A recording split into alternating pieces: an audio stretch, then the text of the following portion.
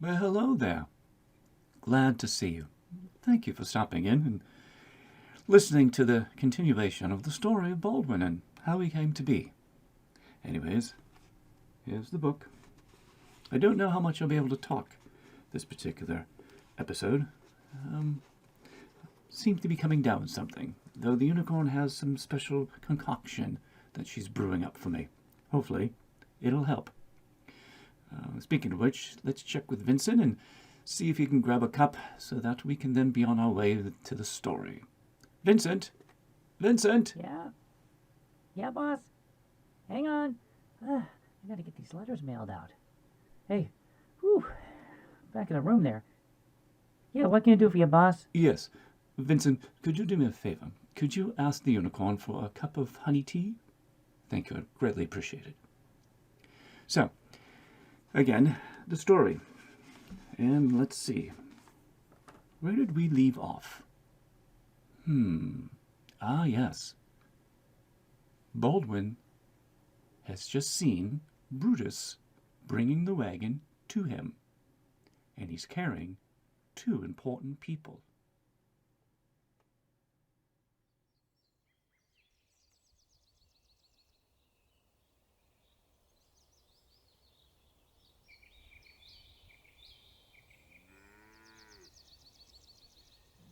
The horse called Brutus heads towards Marcus's home.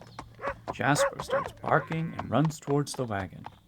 And the small boy starts to point and wave, practically jumping up and down on the front bench. Baldwin's vision blurs as they approach.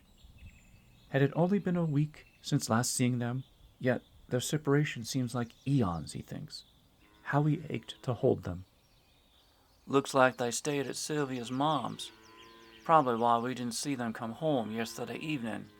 As the wagon gets closer, Baldwin can hear Byron call out. Papa, Papa. Still looking at his approaching family, Baldwin replies, You saw them ride out to Talent Center? That I did. Sylvia stopped only to see if I needed anything. And considering how we thought you dead and all, well, she sure has kept up a good face for Byron. Speaking of, you never did explain how you're alive and looking like nothing happened. Heck, there isn't even a scratch on you. A tale you are sure to be surprised in hearing. Bet it has elves in it. Aye. But if I may, perhaps later. You are going to stay another night, right, Baldwin? Aye. Then, looking to the elves, Baldwin asks, Will you both stay as well? I cannot explain it, only in that, well, somehow, for me, it just seems the right thing to do. Smiling, Eldrin replies, Baldwin, I think our paths are joined, but for a bit longer. Besides, I do not think Tana has finished teaching you how to talk fully with your hands. As Baldwin smiles back, Marcus raises an eyebrow. Chuckling, Baldwin comments, Come this evening's tale, all will be clearer. and in that, Baldwin walks briskly to his wife and excited child, pulling each into a huge hug as they scamper down the wagon.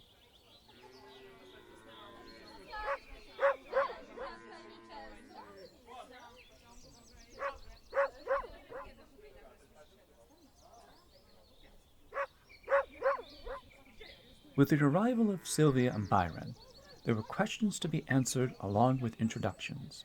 The introducing of the elves was easy, with Byron saying hi and taking the lead in introducing everyone. But responding to the questions required Baldwin to hold up a hand and say later. As the afternoon progressed, much needed laughter filled the air from the boys to the adults, with Tana adding a bit of magical wonder in the air. Eventually dusk arrived, proceeding into evening, and with it came an amazing meal of venison, mushroom and root soup, and sweet elven bread. Tana and Elwyn, for once, were made uncomfortable at the amount of praise for what they perceived as normal fare. Soon afterwards, the young ones began getting sleepy after such a fine meal, so it was off to bed they went, with Byron bunking with the Marcus boys. As Marcus and Baldwin strode back into the kitchen, Sylvia and Tana were preparing evening tea. Baldwin was amazed watching the two, more so Sylvia, as the two seemed to have bonded instantly, and with such what appeared to Baldwin an uncanny understanding of Tana's hand gestures.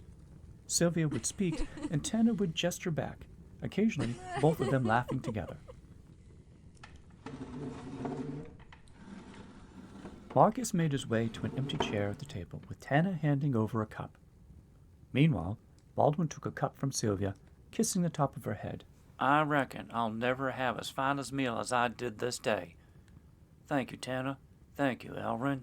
Both merely nod in acceptance. So, Baldwin, you gonna tell tales this evening? All look to him as he studies each of their faces, each carrying inquisitive expressions. Taking his cup and letting a deep sigh escape, he takes one of the stools and sets it close to the fire and sits halfway facing it. Looking first to the fire and choosing words, he turns to the group, saying, I suppose I owe you that, but, if I may, could you first tell me of that day, well, the day I ventured out to Jacob's farm? What happened afterwards? Sylvia looks to Marcus, who responds with only the slightest of nods. I stayed up well into the night, for I knew something bad had happened. And, of course, sleep eluded me, so when dawn approached, I woke Byron, and we came here to seek help. She came up on the porch making more noise than 2 raccoons breaking into my chicken barn. Giving Marcus a stern look that says, now is not the time, Sylvia continues. After waking Marcus up and letting Junior know where we were headed, and, yes, Byron stayed here, we went off to Jacob's, though it was early dawn, but Brutus made good time and pulled the wagon right up to the house. Of course, seeing the door open, and there wasn't any Jasper barking about, so, well, didn't seem well and good to go inside. Yet go in we did. Aye, you did. And the smell that came out as we approached, well, I hadn't smelled anything that bad since the time old Gertrude the cow left her stillborn in the back part of the orchard. Well, frightful as the smell was, we still went up to the door. And truth be told, I think I almost fainted seeing all that blood trailing from that back room out the doorway. Aye, and if I wasn't there to steady you, you surely would have taken to falling. Moments passed as Sylvia took pause, for both her composure and her thoughts. Well, as I said, there was a lot of blood, but more worrisome was all the footprints in it, and the drag marks. I motioned to your Sylvia to stay by the front door as I went in. I tried not stepping in any of that blood, but in the end there was just no choice but to see what it was that was laying in that back room. Jacob's bedroom. Well, yeah, that I figured afterwards, but his body was laying there. All, well, half of it anyways. Claw marks on him, claw marks in the floor, bits of him laying outside his body. Heck, like I said, it must have been a bear. Marcus was a gentleman in not providing the details of his findings. Still, you were not to be found, and since Jasper wasn't around, we gathered that he was either eaten, dragged off, or he ran away. Well, we then headed back to my farm to check in on the boys and bring Junior up to speed. Anyways, I had a thought right then that maybe there's an old tracker that I knew in town that could help. Anyways, he was old, but in the younger days, he made a name for himself. I figured maybe you could help with what could be there at the farm. I don't know, seeing the dirt and stuff. Anyways, we headed to Talent Center, and finding him wasn't too hard with Big John's help at the tavern. When we got to the tracker's home, well, he was just sitting on his porch, rocking away in his chair, as if waiting for us. It was uncanny. You can say that again. The old man said something like, "What took you so long?" No, Marcus. What he said was something else. I know because it was really strange, so it made me remember.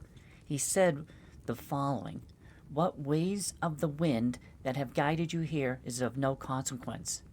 And I don't even know what that means. Well, be as it may, there he was, and he didn't even question us in our request.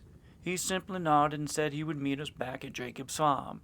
So there we are, heading back to the farm, and wouldn't you know it, he was already there, crouched down, fingers touching the dirt, looking this way and that. We stayed there waiting for a couple of movements of the sun. At times he would disappear behind Jacob's house. Other times we'd see him walk around out into the fields. In the end, all he would say was that your body was taken and he couldn't tell if it was human or not.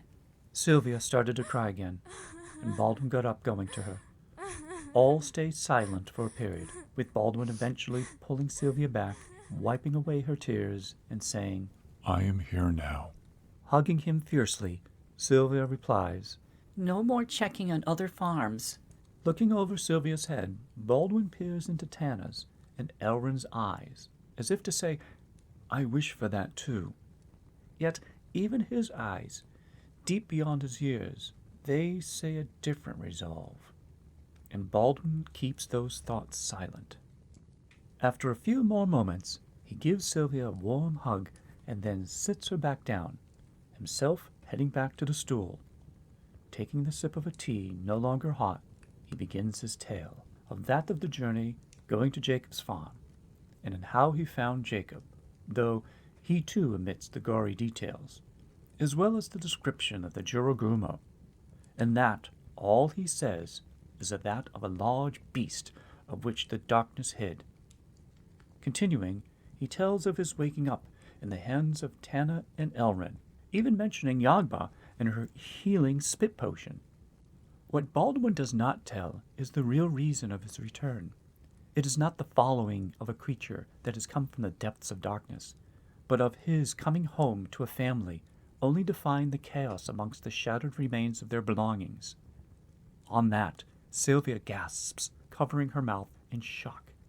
Marcus looks to both elves and then back to Baldwin. You mean those dark elves came to your farm first, then came to mine in the darkness of night? What in tarnations were they looking for? Baldwin takes pause and begins to speak, but Elrin interrupts. Of that, we are not completely sure. But as they are of Tana and my kind, less in skin color, we can guess, and it is something you, Marcus, need not worry about. Rest assured, this will be, in the end, a sad tale for family generations. Marcus lets out a sigh of relief and noticeably relaxes his shoulders, and in a minute excuses himself to bed as tears stroll down his face. After he has left the room and his bedroom door is heard closing, Sylvia looks to Baldwin, her eyes asking questions he doesn't want to answer. I agree with Marcus. It is time for sleep. We will see you, Baldwin, back to your farm tomorrow, yes? Aye. Good. Then from there, we will head back to our forest. Others of our clan will need to hear of last night's events. Looking to Tana, Sylvia asks, Will you not stay a bit before you go? Tana looks to Elrin, making ever so slight hand movements. Then to Sylvia she responds she will stay a couple of days to assist. All seem to relax at that. It's almost as if they all know, but neither want to say it out loud, because if one of them were to admit their fear out loud, then it gives it substance. It becomes all the more real. And with that, Tana and Elrin head out to find sleep and comfort, while Baldwin lays out bedrolls in front of the fire. Are we safe? Aye, my love.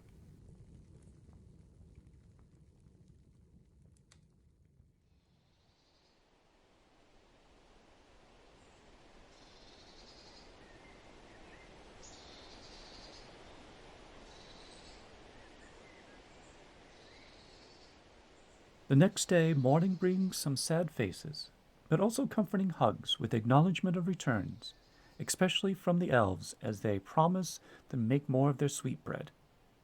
Soon, Brutus and the rest of the horses head north, back to Baldwin's farm. The ride back is pleasant. The sun is out, the sky is blue, and the air is warm. And Byron, being the inquisitive one, is asking questions of the elves. Can you talk to animals? Can you do magic? Can you fly? The last creating laughter all around. What? What's so funny?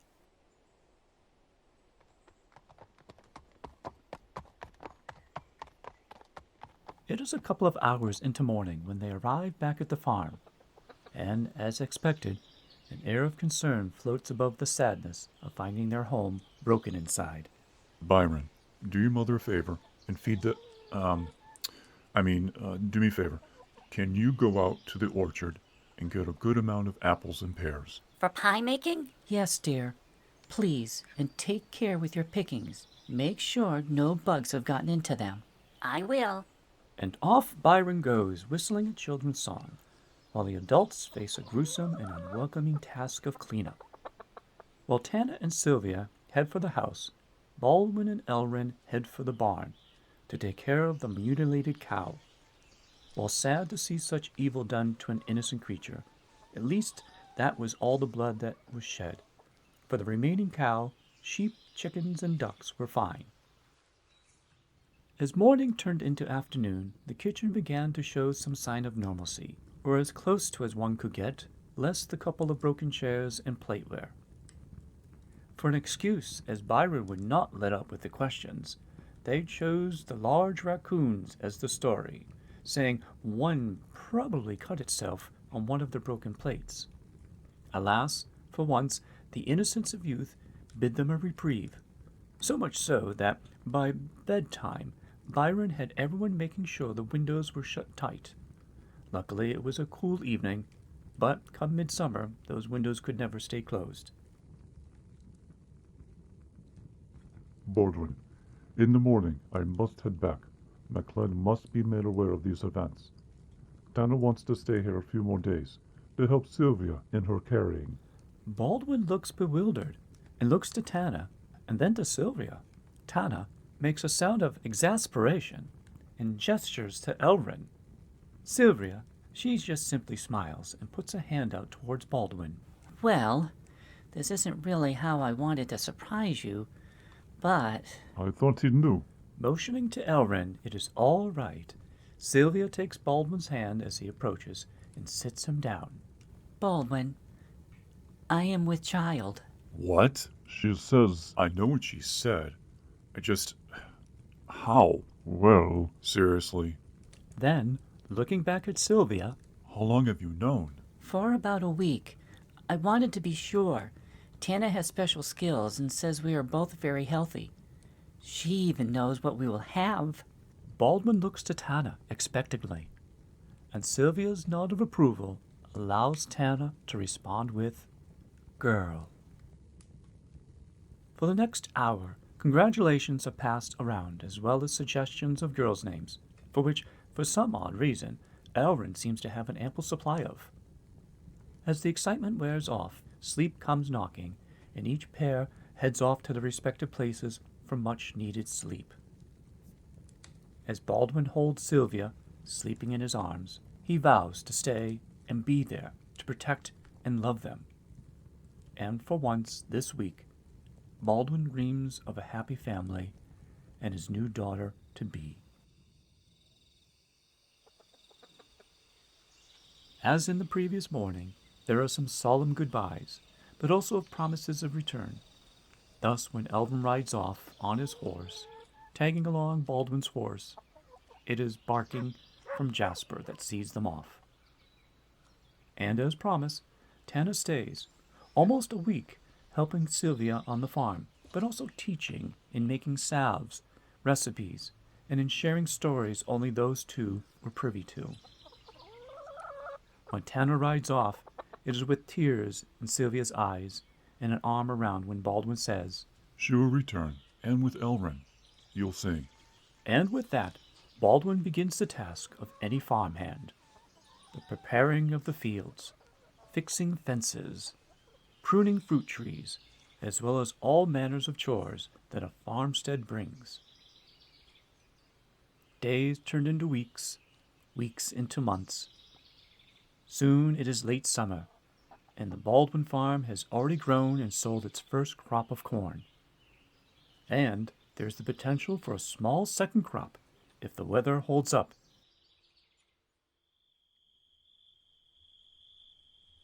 One evening, long after Byron has been tucked into bed, and Sylvia is sitting by the fire, rubbing her already showing belly, Baldwin asks her a question. Sylvia, my love, it has been a week into our second crop, and if the weather holds, we should do well at market. So, I was thinking, perhaps, maybe we could take some of the coin and buy another cow, and then maybe talk to Marcus about using his bulls. What do you think? But before Sylvia can answer, A blood-curdling scream pierces the evening air, immediately followed by Byron crying out for his mom. Sylvia jumps at the scream, fear in her eyes. Baldwin just points to Byron's room. Go. And, as Sylvia reaches for Byron's door, the creaturous scream tears into the night again, closer this time. And Baldwin recognizes it. It is a Juragurmo, and it is out for revenge.